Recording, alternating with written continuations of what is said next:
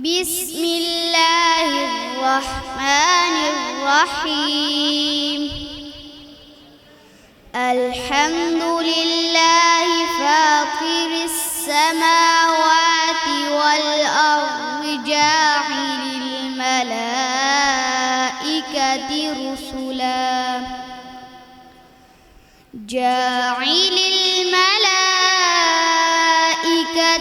رسلا أولي أجنحة مثنى وثلاث ورباع يزيد في الخلق ما يشاء إن الله على كل شيء قدير. ما يفتح الله للناس من رحمة فلا ممسك لها وما يمسك فلا مرسل له من بعده وهو العزيز الحكيم.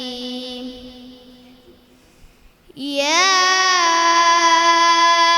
أيها الناس اذكروا نعمة الله عليكم هل من خالق غير الله يرزقكم من السماء والأرض لا إله إلا هو فأنى تؤفكون.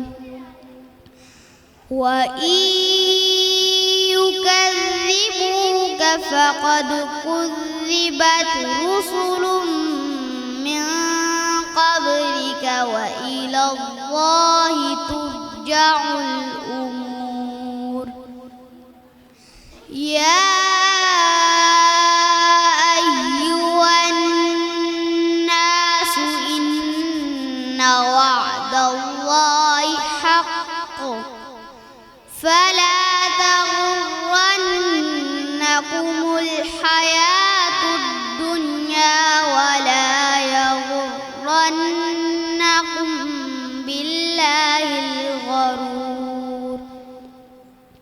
إن الشيطان لكم عدو فاتخذوه عدوا إنما يدعو حزبه ليكونوا من أصحاب السعير. الذين كفروا لهم عذاب شديد والذين